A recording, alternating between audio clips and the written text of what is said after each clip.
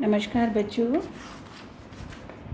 पिछले वीडियो में एक्सरसाइज 7.8 बताई थी, जो कि बेसिकली बेस थी। निश्चित समाकलन हम कर रहे थे और निश्चित समाकलन में दो तरीके से निश्चित समाकलन निकाला जाता है। निश्चित समाकलन यानी कोई लिमिट a से b f(x) dx, इसका मान निकालना होता है। मैंने बताया था इसका मान कोई एक सिंगल संख्या होती है, कोई नंबर होता है, यानी ये पूरा किसी एक संख्या से प्रदर्शित होता है।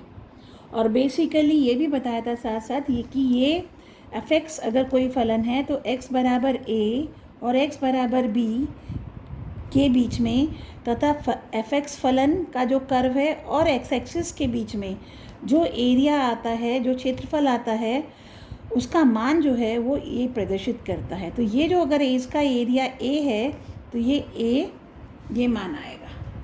ये मैंने आपको बताया था और इसे निकालने के दो तरीके बताए थे। एक बताया था योगफल सीमा के रूप में, और उससे हमने एक्सरसाइज 7.8 की थी। दूसरा तरीका जो है, जो इंटीग्रल की विधि से यानी समाकलन निकालकर निश्चित समाकलन निकालना है, तो उसका तरीका ये होता है कि पहले ये भूल जाओ कि लिमिट लग रही है और आप f(x) का इंटीग्रल करोगे और इंटीग्रल लेट सपोज f(x) आता है। f(x) का इंटीग्रल, f(x) का समाकलन जो पूरी पिछली एक्सरसाइज आप करके आए हैं, निश्चित समाकलन जैसे निकालते थे वैसे आप निकालेंगे तो f(x) + c के रूप में आएगा। और जब आप इसकी लिमिट लेंगे a to b, तो इस पूरे की लिमिट ली जाएगी a to b। तो इसमें ये होगा पहले upper limit minus lower limit पर इसका मान निकालेंगे फलन का, तो c से c कट जाएगा माइनस प्लस होके, तो ये रह जाएगा fb माइनस fa। तो कुल मिला के a to b f(x) dx को अगर इंटीग्रल विधि से निकालेंगे तो पहले काम क्या करना होगा कि हम इंटीग्रेशन करेंगे f(x) का इंटीग्रेशन, लेट सपोज f(x) आता है कैपिटल f(x).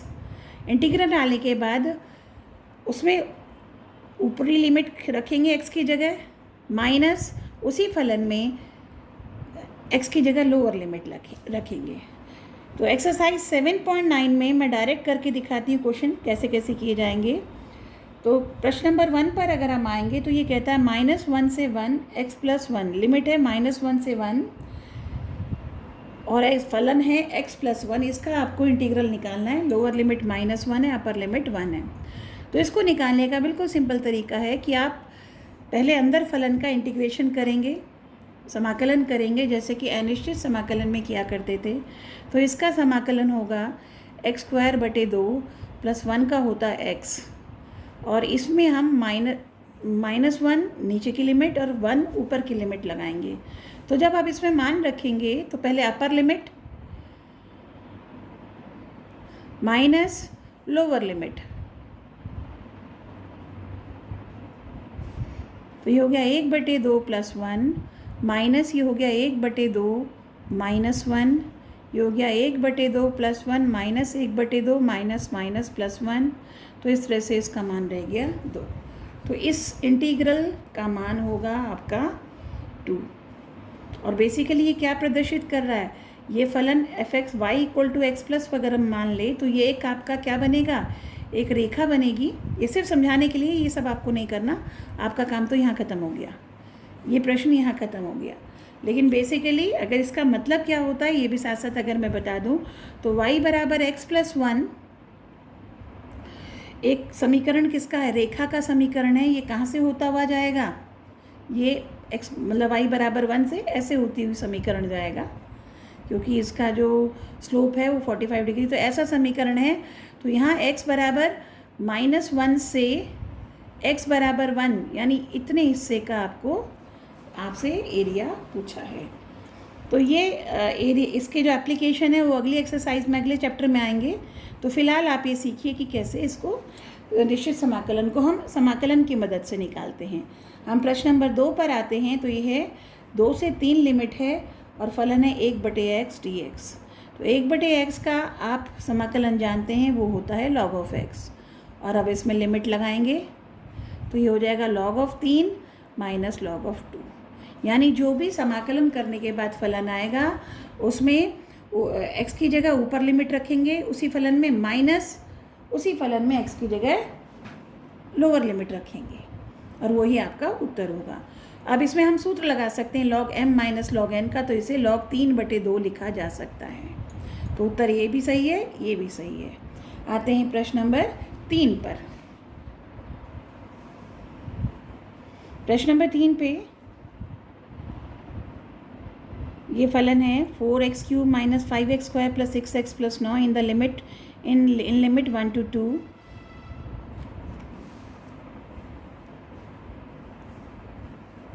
इसका इंटीग्रल लेंगे 4x³ का इंटीग्रल x की घात 4/4 माइनस 5x की घात 2 का इंटीग्रल x की घात 3/3 प्लस 6x का इंटीग्रल x² 2 और 9 ऐसे की और 1 का integral x in the limit 1 to 2। अब इसमें पूरे यहाँ 4 से 4 कट गया, पूरे फलन में x की जगह पहले 2 रखेंगे, तो जहाँ जहाँ x है वहाँ 2 रखते रहे, बाकी चीज़ें अपनी जगह। ये 6 कट गया था 3 से, और माइनस लोअर लिमिट रखेंगे इस पूरे फलन में, तो 1 की घात 4 माइनस 5/3 1 की घात 3 प्लस 3 इंटू 1 की घात 2 प्लस 9 इंटू 1। इसे सॉल्व करके रिज़ल्ट आएगा 64/3। प्रश्न नंबर 4 0 से 4 limit sin 2x dx। sin 2x का आपको पता है माइनस cos 2x/2 होता है इंटीग्रल, और फिर ये लिमिट 0 से π/4 में लिमिट लगा देंगे, तो ये हो गया माइनस cos 2 इंटू π/2, इसकी जगह π/4/2 माइनस और माइनस यानी प्लस cos 2 इंटू 0/2, ये हो गया cos π/2। cos π/2 का मान 0 होता है तो ये 0 हो गया। cos 2 इंटू 0 इस cos 0, cos 0 का मान 1 होता है तो रह गया 1/2। तो ये आंसर होगा आपका 1/2। आते हैं प्रश्न नंबर 5 पर। प्रश्न नंबर 5 है 0 से π/2, आपकी बार आ रहा है cos 2x। cos 2x का होगा sin 2x/2 in the limit 0 से π/2। 1/2 चाहो तो बाहर निकाल लो, और फिर लिमिट लगाई sin 2 into π/2 minus sin 2 into 0, तो हो गया sin π sin 0, sin π का मान भी 0 और 0 का तो 0 होता ही है, तो ये मान रह गया 0। तो ये था प्रश्न नंबर 5। आते हैं प्रश्न नंबर 6 पर। प्रश्न नंबर 6 पर आता है e⁻x dx का integral in the limit 4 to 5। तो e⁻x का इंटीग्रल e⁻x ही होता है, लिमिट हो गई 4 से 5, तो ये हो गया e⁻5, यानी पहले लोअर लिमिट रखेंगे माइनस e⁻4। तो यहीं उत्तर छोड़ दीजिए, या फिर हद से हद आप इसमें ये उत्तर है। बाकी e⁻4 कॉमन निकाल सकते हैं, ये -1 लिख सकते हैं, वरना ये भी ठीक है। प्रश्न नंबर 7। प्रश्न नंबर 7 है 0 से π/4 tan x dx। tan x का इंटीग्रल होता है, आप सबको पता है, log ऑफ sec x।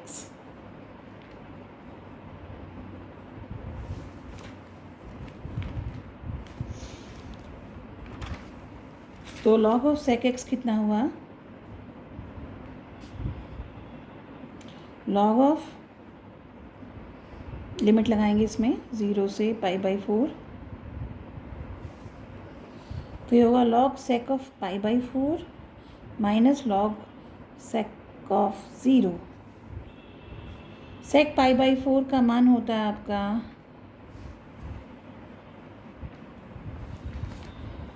√2, क्योंकि sec π/4 यानी 1/cos π/4 और cos π/4 यानी 45 डिग्री का होता है 1/√2, तो ये √2 हो गया।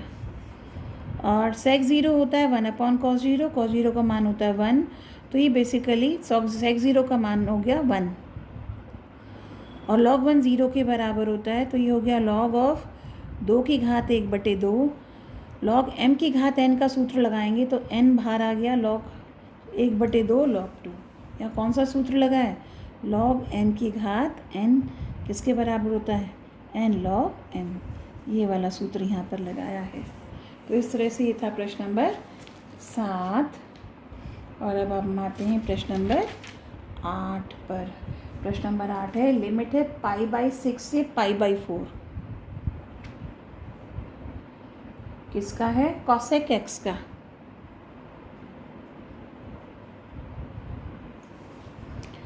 cosec x का आपका इंटीग्रल होता है log of cosec x minus cot x।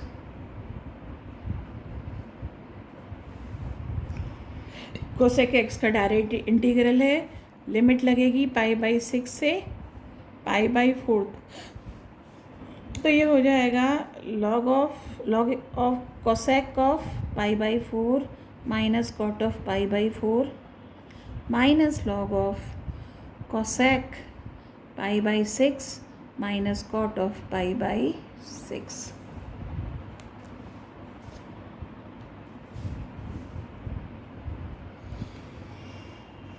log of cosec मतलब cosec π/4 का मान रखेंगे। cosec होता है 1/sin और sin π/4 का मान 1/√2, तो इसका मान भी √2। cot π/4 is 1/10 π/4। cot π/4 का मान सीधा 1 आप कर सकते हो, माइनस cosec π/6 यानी 1/sin π/6। sin 30 का मान 1/2, इसका मान इसका उल्टा यानी 2, माइनस cot π/6। cot π/6 यानी cot 30 का मान, तो cot 30 का मान होता है आपका √3। तो ये आपका बेसिकली मान रख दिया। अब इसमें log m minus log n का सूत्र लगाते हुए, log m minus log n का सूत्र क्या होता है? यहाँ बीच में माइनस है, ये सूत्र होता है आपका log ऑफ m/n। तो ये m ये n बीच में माइनस, तो ये बन गया log ऑफ √2 - 1/2 माइनस √3। प्रश्न नंबर 9 पर आएंगे। 0 से 1 dx upon √1 minus x square. तो 1/√1 माइनस एक्स स्क्वायर का डायरेक्ट इंटीग्रल होता है साइन इनवर्स x। लिमिट लगेगी 0 से 1 के बीच में, तो ये होगा sine inverse 1 minus sine inverse 0। Sine inverse 1 किसका मान होता है? π/2 का। और साइन इनवर्स 0 किसका मान होता है? 0 का। तो ये हो गया सिर्फ आपका π/2। ये था प्रश्न नंबर 9। प्रश्न नंबर 10। प्रश्न नंबर 10 है 0 से 1 dx अपॉन 1 कर लो या ऐसे ही डायरेक्ट 1 + एक्स स्क्वायर। और 1/1 + एक्स स्क्वायर डायरेक्ट किसका सूत्र होता है? tan इनवर्स x का। इन द लिमिट 0 to 1, तो ये हो गया tan inverse 1 minus tan inverse 0। tan inverse 1 का मान होता है π/4 और ये होता है 0, तो ये रह गया आपका π/4। तो यहाँ ये आपके हुए प्रश्न नंबर 10 तक के सवाल हुए। अब आते हैं प्रश्न नंबर 11 पर। प्रश्न number 11, in the limit 2 to 3 dx upon x square minus 1। आपको याद होगा हमने एक सूत्र किया था 1/x square minus a square dx का 1/2a log of x minus a upon x plus a। यहाँ a की जगह 1 आ रहा है, तो इस तरह से ये हो गया 1/2 इंटू a की जगह 1 log of x minus 1 upon x plus 1। अब इसमें लिमिट जो लगेगी वो आपकी 2 to 3 लगाएंगे, तो 1/2 तो भारी छोड़ देते हैं। ये हो गया log 3 - 1/3 + 1 माइनस log 2 - 1/2 + 1। तो ये हो गया log ऑफ 2/4 माइनस ये हो गया log 1/3। 1/2 रह गया, तो यहाँ लगाएंगे log m minus log n का सूत्र, यानी log m/2 तो ये हो गया log ए एम बटे एन, तो ये हो गया 1/2 log ऑफ 3/2। ये आपका उत्तर बैठ गया प्रश्न नंबर 11 का। आते हैं प्रश्न नंबर 12 पर। 0 से π/2 cos square x dx। cos square x का डायरेक्ट कोई सूत्र नहीं होता, मतलब इंटीग्रल नहीं होता। तो आपको पता है इसे आप क्या करते थे, इसे आप कन्वर्ट करते थे डबल एंगल में cos 2x 1 + cos 2x बटे 2 के सूत्र लगाकर। इस तरह से 1/2 बाहर चला गया, तो अब इंटीग्रल 1 का हुआ x और cos 2x का हुआ sin 2x बटे 2। लिमिट लगेगी 0 से π/4 के बीच में। तो अगर लिमिट लगाते हैं तो ये हो गया π/4 प्लस साइन 2 × π/4 बटे 2 माइनस x की जगह 0, फिर माइनस साइन 2 × 0/2। ये 0 हो गया, ये 0, तो ये आपके पास बचा π/4। ये हो गया 2π/2 बच गया। π/2 का मान 1/2 होता है। तो ये आपका उत्तर बैठा प्रश्न नंबर 12 का। और सॉरी, ये गलती हो गई, π/2 का π/2 है अपर लिमिट ये। तो ये हो गया 2π/2, तो साइन पाई रह गया और ये भी π/2 रह गया, और ये साइन पाई का मान 0 होता है, तो 0, ये सारे 0 हो गए, ये भी 0, ये भी 0, ये 0। तो आपका सिर्फ क्या रह गया π/2, और ये हो गया π/4 आपका उत्तर हो गया। यहाँ लिखने में गलती हो गई। आते हैं प्रश्न नंबर 13 पर। प्रश्न नंबर 13 है आपका, लिमिट 2 से 3 x dx upon x² + 1। Basically यहाँ सब्स्टिट्यूशन मेथड लगेगा। वैसे तो आप चेंज करके भी कर सकते हैं, लेकिन यहाँ पर जो अगली एक्सरसाइज हम जो करेंगे सब्स्टिट्यूशन से करेंगे, तो इसमें अगर हम कहीं प्रतिस्थापन लगाते हैं तो लिमिट भी अकॉर्डिंगली बदल जाएगी। तो हम देख रहे हैं इसका डिफरेंशियल ऊपर रखा है, बस इसका डिफरेंशियल 2 होता है, तो हमने क्या 2 से गुणा किया, 2 से भाग दिया, तो भाग हमने बाहर दे दिया। अब हम कहते हैं x² + 1 का मान हमने t रखा, तो 2x dx किससे रिप्लेस हो गया, dt से। ठीक है, तो ये i बराबर, इसको i मान लेते हैं, मान i बराबर, तो i का मान हो गया 1/2। लेकिन अब चूँकि ये t में कन्वर्ट हो गया, तो लिमिट भी t के हिसाब से ही बदली जाएगी। तो 2x dx की जगह हमने लिखा t, नीचे आ गया t, और अब जब लिमिट बदली जाएगी, क्योंकि ये मान था x के लिए, जब x बराबर 2 तो t कितना, तो x की जगह जब हम 2 रखेंगे तो यहाँ 2 रखने पे 2 का वर्ग कितना हुआ, 4 + 1। तो जब x का मान हमने, जब x बराबर 2 है तो t का मान आ जाएगा 2 का वर्ग + 1 यानी 5। तो जब 2 थी लोअर लिमिट, तो अब t के हिसाब से लिमिट हो गई 5। इसी तरह से जब x को हम 3 रखेंगे तो ये होगा 3 की घात 2 + 1 बराबर t का मान आएगा, तो t का मान आ गया 10। तो लिमिट हो गई कितनी, 5 से 10। और अब इसका इंटीग्रल कितना हो गया, log of t in the limit 5 से 10। तो कहने का मतलब हम सब्स्टिट्यूशन लगा सकते हैं। हालांकि यहाँ पर हमें बिना सब्स्टिट्यूशन, एक्सरसाइज में बिना सब्स्टिट्यूशन के दिखा रखा था, बिना प्रतिस्थापन के दिखा रखा था। अगली एक्सरसाइज शुरू होती है प्रतिस्थापन के लिए, लेकिन जब हमारा लग सकता है तो हमने यहीं लगा दिया। अगर आप प्रतिस्थापन नहीं करते तो पहले सिर्फ इंटीग्रल अलग से निकाल देते बिना लिमिट के, और जब फिर ये log t आता, log t की जगह क्या रखते, t की जगह x² + 1। जब log x² + 1 आ जाता तब उसकी जगह मान 2 से 3 लगाते। तो ये दूसरा तरीका था, लेकिन जब प्रतिस्थापन हम करते हैं तो हमें वापस t का मान रखने की ज़रूरत नहीं होती डेफिनेट इंटीग्रल में। तो ये हो गया 1/2 log of 10 minus log of 5।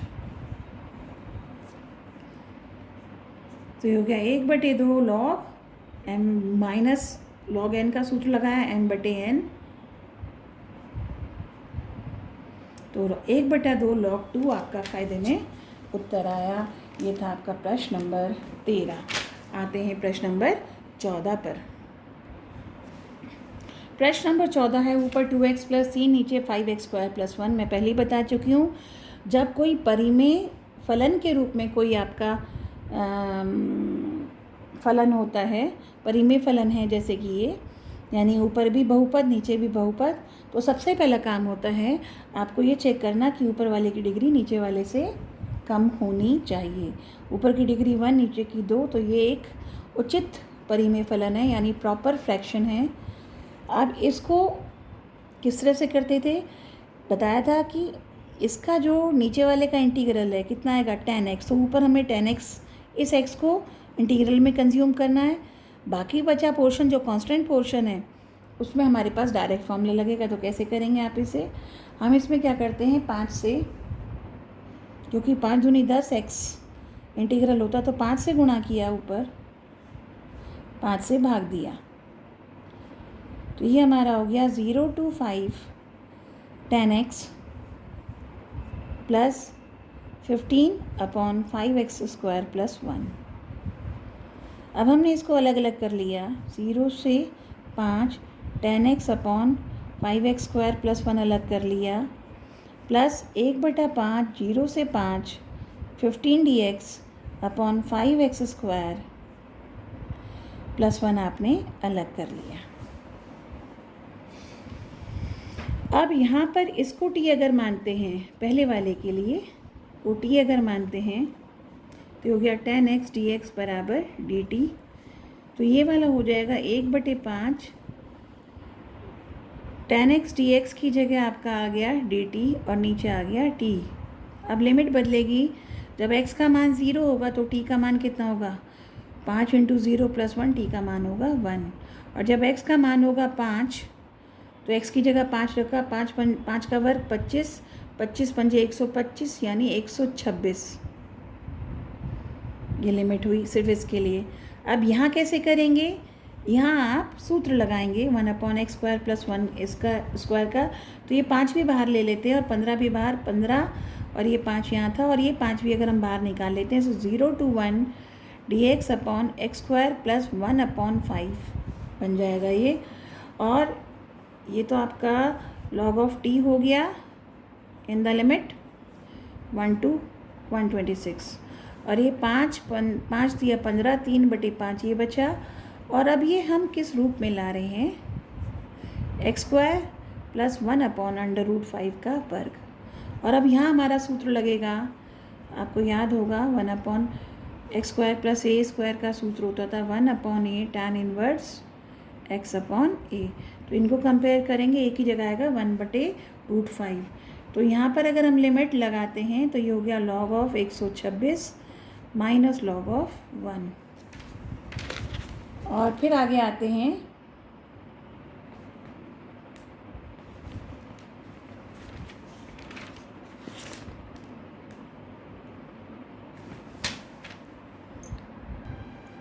इस क्वेश्चन में गलती हो गई, ये फिर लिमिट, पता नहीं क्यों बार बार लिमिट बिगड़ रही है। ये 0 से 5 नहीं 0 से 1 है, वो गलत देख लिया मैंने, 0 से 1 है, 0 से 1। तो यहाँ जब x का 0 हुआ था तो मान ये 1, और जब x को 1 रखा तो ये हुआ 5 और 1 6 बैठेगा ये, क्योंकि x की जगह 1 रखेंगे तो 1 का वर्ग हुआ 1, 5 × 1 + 1 यानी 6, तो लिमिट 6 होगी ना कि 126। तो ये हुआ log of 6 - log of 1। log of 1 का मान 0 होता है, ये आपको पता है। और यहाँ पर अब हम ये वाला सूत्र लगाएंगे, तो 1/a, a की जगह क्या आएगा 1/√5 tan inverse x/1/√5 in the limit, इसे तो बाहर कांस्टेंट है बाहर रहने दो, इन द लिमिट 0 to 1, क्योंकि इसकी लिमिट 0 से 1 है, यहाँ सब्स्टिट्यूशन नहीं लगा। तो log 1 का मान 0 होता है, तो ये हो गया 1/5 log of 6। और ये हुआ 3/5 और ये √5 चला गया ऊपर। और यहाँ पर हमने जब लिमिट लगाई तो ये हो गया tan इनवर्स x की जगह 1 और 1/√5 चला गया ऊपर, तो √5 रह गया, minus tan inverse 0/0 × √5 tan inverse 0 का मान 0 ही होता है, तो ये हो गया 1/5 log ऑफ 6 और ये हो गया 3/√5, ये कट गया एक tan इनवर्स √5। ये आपका हुआ प्रश्न नंबर 14। अब आते हैं प्रश्न नंबर 15 पर। प्रश्न नंबर 15 कहता है 0 से 1 x e की घात x² dx। क्लियरली दिख रहा है, यहाँ सब्स्टिट्यूशन लगेगा आपका x² का, तो आप कहेंगे x² को t माना तो 2x dx किसके बराबर हुआ, dt के, तो ये x dx किसके बराबर हुआ, 1/2 dt के। तो अगर इसको i मानते हैं तो i बराबर, तो यहाँ लिमिट भी बदलेगी। जब x का मान 0 था तो x को 0 रखने पर t का मान भी 0 आया, जब x का मान 1 था तो 1 का वर्ग भी 1 होता है, तो लिमिट सेम टू सेम ही रह गई। तो ये हो गया e की घात t और ये हो गया dt/2, 1/2 बाहर गया। e की घात t का इंटीग्रल e की घात t ही होता है इन द लिमिट 0 to 1, तो ये हो गया 1/2 e की घात 1 माइनस e की घात 0। e की घात 0 का मतलब हुआ 1। तो ये आपका उत्तर आया प्रश्न नंबर 15 का। आते हैं प्रश्न नंबर 16 पर। प्रश्न नंबर 16 है, लिमिट आई मान लेते हैं, चलो आई माना आई बराबर 1 to 2 लिमिट है, ऊपर है 5x², नीचे है x² + 4x + 3। किस तरह का फलन है ये, परिमेय फलन है। परिमेय फलन में ऊपर बहुपद नीचे बहुपद, और हमेशा देखते हैं ऊपर की डिग्री नीचे से कम होनी चाहिए, ऊपर की डिग्री 2 है, नीचे की डिग्री भी 2 है, तो ये उचित परिमेय फलन ना हो के विषम परिमेय फलन है, यानी इम्प्रॉपर रैशनल फंक्शन है। तो ऐसे में क्या करेंगे, डिवीजन करेंगे। तो डिवीजन का तरीका या तो लिमिट ले वैसे करके कर लीजिए, यहाँ 5 बाहर निकाला, x² बचा, तो डिवीजन के लिए क्या करेंगे कि ऊपर अपनी तरफ से 4x + 3 डाला तो अपनी तरफ से माइनस भी करना पड़ेगा। अब इससे अलग अलग कर देते हैं, तो 5 1 to 2 x² + 4x + 3 upon x² + 4x + 3 dx minus 5 limit 1 से 2 4x + 3 ऊपर अपॉन x² + 4x + 3, ये कट गया। 1 का इंटीग्रल कितना होता है x, लिमिट लगी 1 से 2 में। अब आइए यहाँ पर, अब ये आ गया प्रॉपर फ्रैक्शन, नीचे घात 2 ऊपर घात 1। अब ये हो गया प्रॉपर फ्रैक्शन, हो गया प्रॉपर रैशनल फंक्शन हो गया। अब इसमें क्या करेंगे, वही बताया था, नीचे वाले का पहले क्या बनाएंगे, डिफरेंशियल ऊपर बनाएंगे।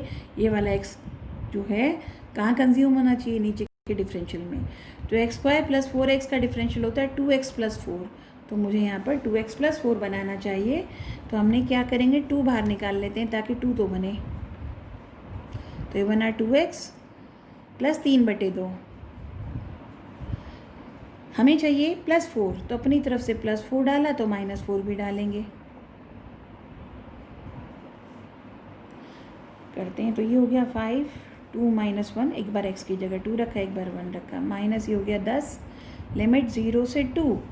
और अब हम जो डिफरेंशियल है 2x + 4, ये और ये यहाँ छोड़ते हैं, अलग अलग कर देते हैं इससे,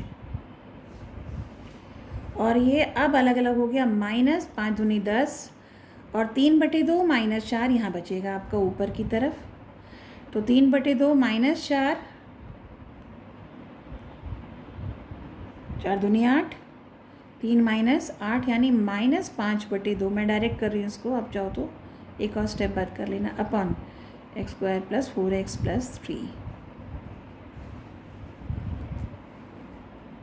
ये तो 5 ही रह गया, -10। इसके लिए आप क्या करेंगे, इसको t मानेंगे। तो इस वाले फलन में 2 तरीके हैं, या तो इसको I1 मानो, इसको I2 मान के अलग अलग कर लो, या डायरेक्ट भी लगाना चाहो। इसके लिए आप कहोगे कि हमने x² + 4x + 3 को हमने t माना, तो 2x + 4 dx = dt। तो ये हो गया आई का मान 5, 2 - 1 तो 5 हो गया था, -10, 2x + 4dx यानी dt बन गया, नीचे t बन गया। और अब लिमिट बदलेगी जब x का मान 0, तो यहाँ 0 रखा, 0 रखा, t का मान आया 3। और जब x का मान 2, तो 2 का वर्ग 4, 4 दूनी 8, 8 और 4 12 + 3 15, ये आया माइनस, अब ये बाहर आ गया, minus minus plus 10 × 5/2 in the limit 1 to 2 1/x² + 4x + 3। और अब इसका पता है आपको पूर्ण वर्ग बनाकर तब इसे सूत्र के रूप में लेके आएंगे, तो हो गया 5 - 10, ये हो गया log of t, इसका integral in the limit 3 to 15, ये हो गया 25। और ये अब इसे इसके इंटीग्रल के लिए, ये हमारी पूरी पिछली एक्सरसाइजेज चल रही हैं, तो ये बन गया x², 4x को लिखा 2 × x × 2, तो 2 का वर्ग प्लस का हमें चाहिए तो माइनस करना पड़ेगा, ये हो गया 5 - 10, ये हो गया log of 15 - log of 3 + 25, और ये बन गया 1 to 2 dx अपॉन, ये बन गया x + 2 का वर्ग, ये हुआ -2 की घात 4, 16, माइनस का 16 प्लस का 3, फिर रह गया माइनस का 13, -13 को भी लिख रहे हैं √13 का वर्ग, और ये बन गया आपका 1/x² - a² का सूत्र। और इस तरह से ये बैठा आपका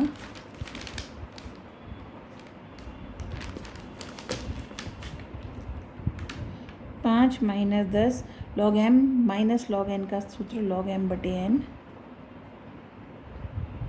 3 × 5 = 15 + 25, और ये सूत्र है आपका 1/x² - a² का, तो ये होता है 1/2a, a की जगह है रूट कितना 13,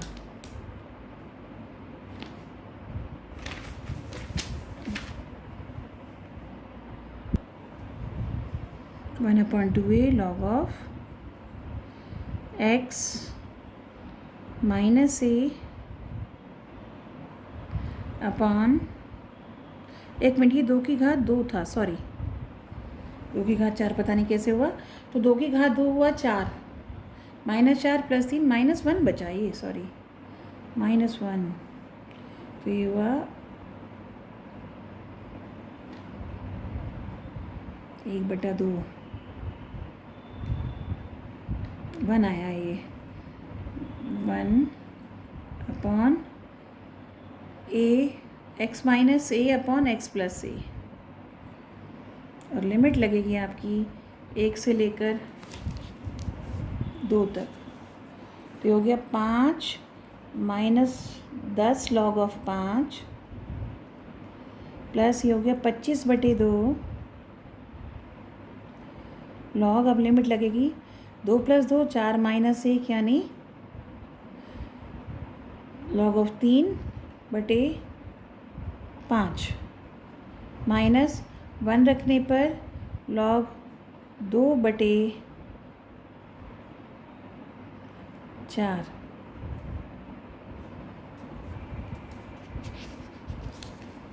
यहीं कर दूँ, तो ये 1/2 रह गया, और जब इन्हें करेंगे तो ये 6/5,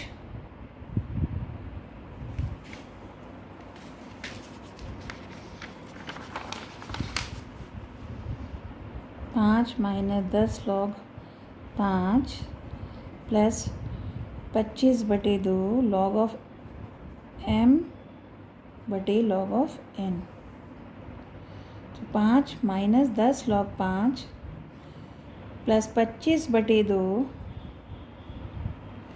log of 6/5, तो ये आपका यहीं छोड़ दो, यही उत्तर हो गया, यही आंसर है। आते हैं प्रश्न नंबर 17 पर।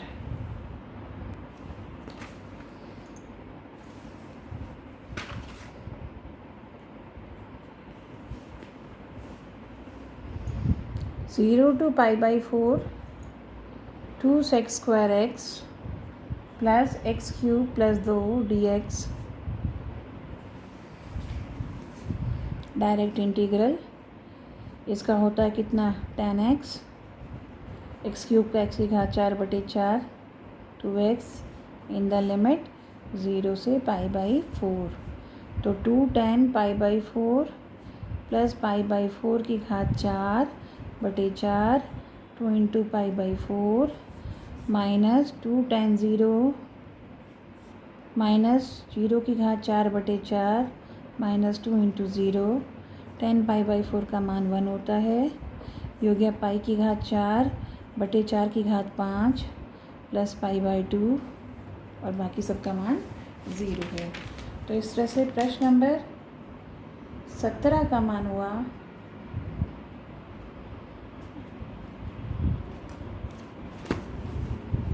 ये उत्तर आया। इसे आप हल कर लेना अपने आप। प्रश्न नंबर 18 पर आओ। 0 से pi sine square x/2 minus cos square x/2 dx। सीधा सूत्र याद आ रहा होगा। अगर माइनस बाहर निकाल दें तो हो गया cos square x/2 minus sine square x/2 और ये सूत्र आपको याद है। वे डायरेक्ट इंटीग्रल तो इनका होता नहीं है। ये होगा आपका cos 2x का सूत्र। cos 2x यानी x/2 है तो cos x का सूत्र। cos x का इंटीग्रल होता है sin x in the limit 0 से पाई और sin पाई का मान भी 0, sin 0 का मान भी 0। तो ये 0 ही रह गया सारा। प्रश्न नंबर 19। 0 से 2 i बराबर, मान लीजिए i बराबर 0 से 2 6x प्लस 3/x² प्लस 4। इस तरह के क्वेश्चन आप कर चुके हैं। x कंज्यूम होगा इसके डिफरेंशियल में, तो अगर मैं अलग अलग कर देती हूँ 0 से 2 6x upon x² plus 4 dx plus 0 से 2 3 dx अपॉन x² प्लस 2 का वर्ग। इस 6x में से भी 3 बाहर निकाल लिया, ये रह गया 2x upon x² plus x की घात 2 प्लस 4 प्लस 3 बाहर 0 से 2 1 dx अपॉन x² प्लस 2 का स्क्वायर। यहाँ इसको t मानेंगे तो 2x dx किससे रिप्लेस हुआ, dt से। तो इस तरह से इसमें 3, जब x को 0 रखा तो लिमिट 4, जब x को 2 रखा तो 2 की घात 2 यानी 8, 4 प्लस 4 8 dt अपॉन t। और ये सीधा सूत्र लग गया आपका। x1 upon x² plus a² होता है 1 अपॉन a की जगह 2 tan inverse x upon a की जगह 2। तो ये लिमिट लग गई 0 से 2। तो ये हो गया 3 log ऑफ t इसका मान होता है इन द लिमिट 4 से 8। ये हो गया plus 3/2 tan inverse 2/2 minus tan inverse 0। ये हो गया 3 log of 8 minus log of 4 plus 3/2 tan inverse 1 का मान होता है पाई बाई 4, tan इनवर्स 0 होता है, आपका 0 ही होता है। और ये अब 8/4 करके तो ये हो जाएगा आपका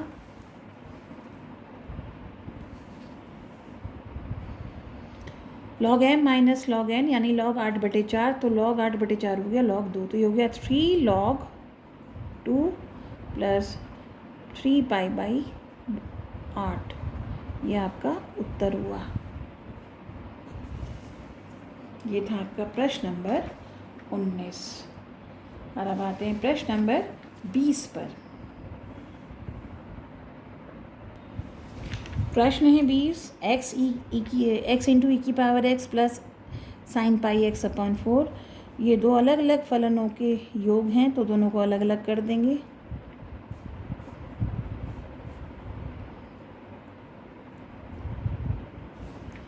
और अब इसमें लगेगा इंटीग्रेशन बाय पार्ट्स यानी खंडश समाकलन, ये फर्स्ट ये सेकंड। तो फर्स्ट ऐसे की ऐसे, या सेकंड का इंटीग्रल e की पावर x का e की power x in the limit 0 से 1 माइनस इंटीग्रल 0 से 1 x का डिफरेंशियल 1 और e की पावर x का इंटीग्रल e की power x dx plus sine π/4 into x है। तो साइन 2x या का करते थे तो कितना आता था, माइनस कॉस 2x अपॉन 2, तो ये होगा minus cos π/4 x upon π/4, π/4 x का डिफरेंशियल यहाँ इन द लिमिट 0 से 1। तो यहाँ x का मान 1 रखा, तो 1 इंटू ई की पावर 1 माइनस 0 इंटू ई की पावर 0 माइनस इसका इंटीग्रल e की power x in the limit 0 से 1 माइनस ये 4/पाई बाहर आ गया, और जब लिमिट रखी cos π/4 into 1 minus cos π/4 into 0,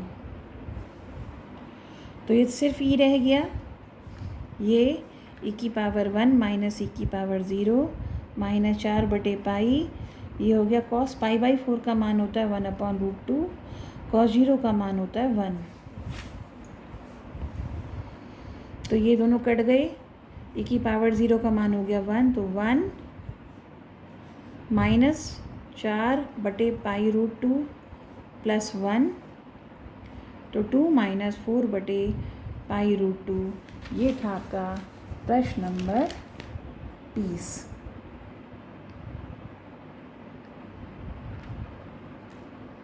sorry, इसमें कुछ गड़बड़ हो गई।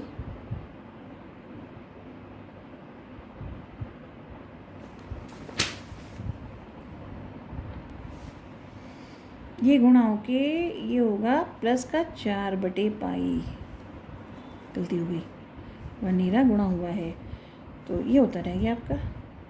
That's it. ये था प्रश्न नंबर 20। आते हैं प्रश्न नंबर 21 जो कि मल्टीपल चॉइस क्वेश्चन है।